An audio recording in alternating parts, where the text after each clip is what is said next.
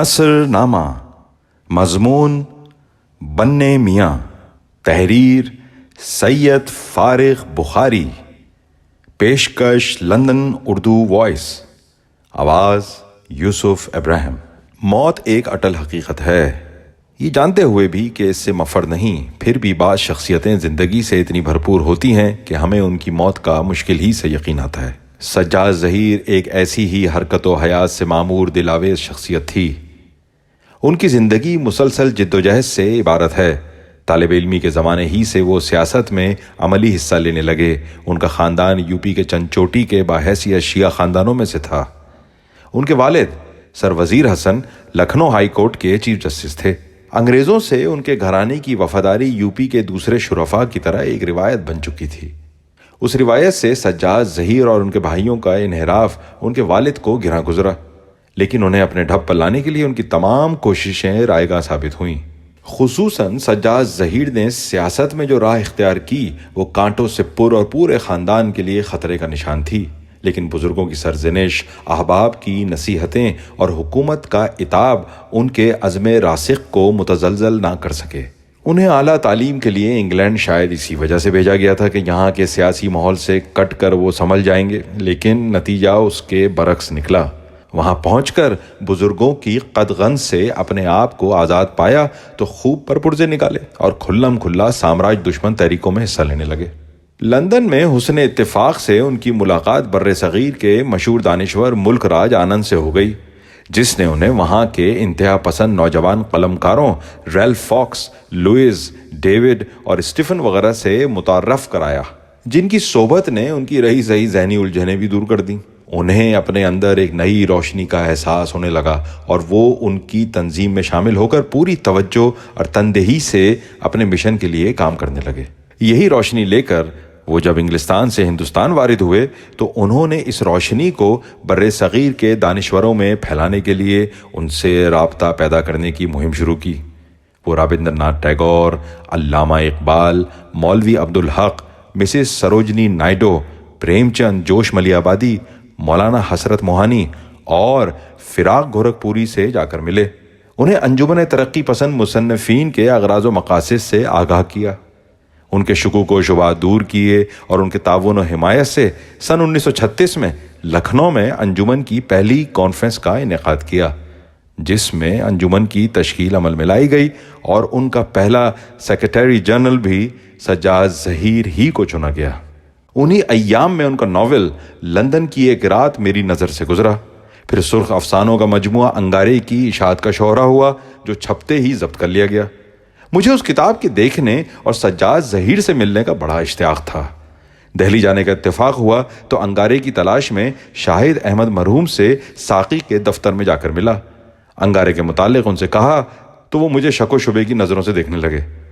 جب میرے یقین دلانے پر ان کی بدگمانی دور ہوئی تو محبت سے ملے۔ یہ کتاب ان کے پاس بھی نہیں تھی۔ انہوں نے بتایا کہ سجاد دلی آئے ہوئے ہیں اور ان سے ملنے کے لیے آنے ہی والے ہیں، شاید انگارے ان سے مل جائے۔ یہ سن کر میری خوشی کی انتہا نہ رہی اور بڑی بے چینی سے ان کا انتظار کرنے لگا، لیکن وہ نہ آئے۔ اگلے روز معلوم ہوا کہ وہ اسی دن لکھنؤ واپس چلے گئے۔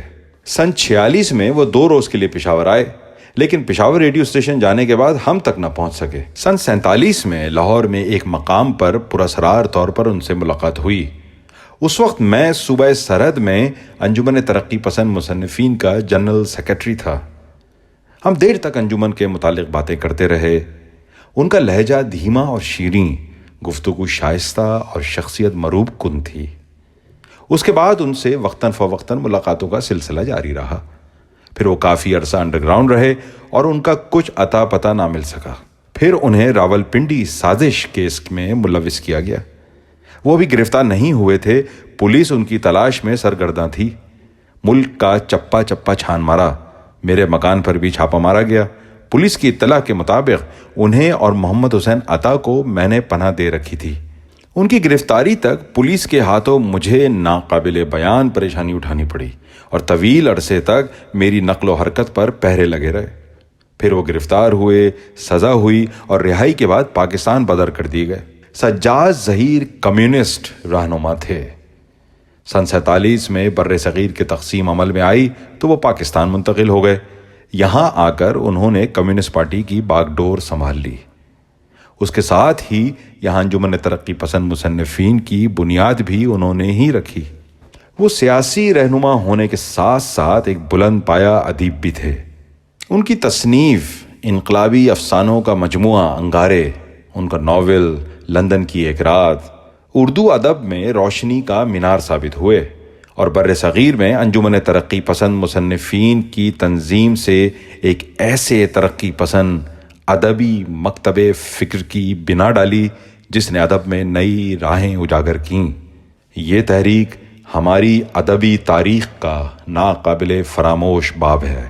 بننے میاں سجاد ظہیر کا عرف تھا جو ایسا مشہور ہوا کہ اپنے خاندان کے علاوہ دوست احباب بھی انہیں پیار سے بننے میاں کے نام ہی سے یاد کرتے تھے۔ یہ نام ان کے ساتھ ایسا چپکا کہ اپنے قد و قامت اور سرخ و سفید رنگ و روغن سے بڑھاپے کے عالم میں بھی وہ حقیقتاً بننے میاں ہی لگتے تھے۔ ان کی شائستگی، تدبر، سنجیدگی، علم و فضل، اعلیٰ کردار، نیک نیتی اور محبت آمیز و حلاوت انگیز گفتگو کا جادو اپنی جگہ بڑی اہم اور زندہ و پائندہ خوبیاں ہیں، لیکن اپنے نصب العین سے وفاداری ان کی شخصیت کا ایک وصف تھا جو اپنوں بیگانوں میں ضرب المثل بن چکا تھا۔ وہ مرنج طبیعت کے مالک تھے، لیکن اصولوں کے معاملے میں ذرا بھر لچک نہیں رکھتے تھے۔ آخر وقت تک اپنے آدرش پر نہایت سختی سے ڈٹے رہے۔ متعدد بار قید و بند کے علاوہ گو نہ گو مصائب نہایت خندہ پیشانی سے برداشت کرتے رہے۔ اپنے ساتھیوں کے لیے ان کی قوت برداشت اور حوصلہ مندی مثالی تھی۔ مشکل سے مشکل حالات میں بھی شاید ہی کسی نے انہیں مغموم دیکھا ہو۔ میں بتا چکا ہوں کہ وہ اپنے اونچے خاندان کے ان افراد میں سے تھے جو منہ میں سونے کا چمچہ لے کر پیدا ہوتے ہیں، لیکن انہوں نے ہوش سنبھالتے ہی سونے کا چمچہ پھینک کر درانتی اور ہتھوڑا سنبھال لیا۔ انہیں زندگی کی تمام تر سہولتیں میسر تھیں، لیکن اپنے آدرش کے لیے سب آرام و آسائش تج کر محنت کش طبقے میں اس طرح گھل مل گئے جیسے اسی طبقے سے ہوں۔ وہ گنتی کے ان چند رہنماؤں میں سے تھے جنہوں نے نہ صرف زبانی طور پر اپنے طبقے سے بغاوت کی بلکہ دل کی گہرائیوں سے عوامی زندگی کو اپنایا۔ ان کی رفیق حیات رضیہ ایک ممتاز ناول نگار اور مشہور ترقی پسند ادیبہ ہیں۔ یہ خوش نصیب جیون ساتھی مثالی جوڑا تھا جو ذہنی رفیق بھی تھے اور ادبی اور سیاسی سفر میں بھی ایک ہی منزل کے راہی تھے۔ انہیں اپنی جاں نثار بیگم کی رفاقت میں اس کٹھن سفر میں بڑی مدد ملی۔ رضیہ کی محبت نے کڑی سے کڑی صعوبتوں میں ان کے حوصلے بڑھائے۔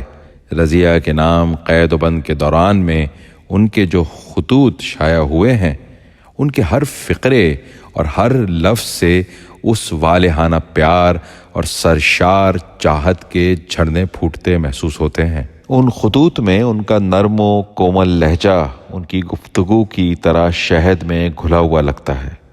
وہی میٹھی میٹھی باتیں، وہی نیم فلسفیانہ انداز، وہی روشن مستقبل کا یقین، وہی زندگی سے بے پناہ محبت کا اظہار، وہی اٹل عزائم، وہی رجائیت۔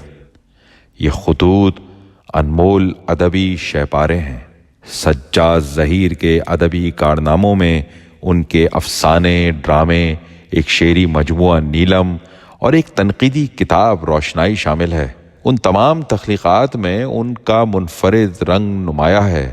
اس میں شک نہیں کہ ان میں جو تخلیقی قوت تھی، اگر سیاسی مصروفیات حائل نہ ہوتیں تو وہ اردو ادب کے مختلف شعبوں میں بیش بہا اضافے کا باعث ثابت ہو سکتی تھی۔ تاہم جو ادبی آثار انہوں نے چھوڑے ہیں، اپنی اہمیت کے اعتبار سے وہ بڑی بڑی کتابوں پر بھاری ہیں، اور اگر ادبی معیار ناپ تول کا محتاج نہیں تو ان کا ہر ادب پارہ اپنے لازوال مقاصد اور فنی اوصاف کے باعث ایک کارنامے سے کم نہیں۔ وہ اپنی ذات میں ایک انجمن تھے، ایک تحریک تھے، ایک مکتب فکر تھے۔ انہوں نے اردو ادب کو ایک نیا موڑ، نیا ذہن دیا، نئی سوچ اور نئی روشنی دی، اور قلم کاروں کی ایک ایسی کھیپ پیدا کی جو نئے چراغ روشن کر رہی ہے۔ جب تک چراغ سے چراغ جلتے رہیں گے، ان کا نام زندہ و پائندہ رہے گا۔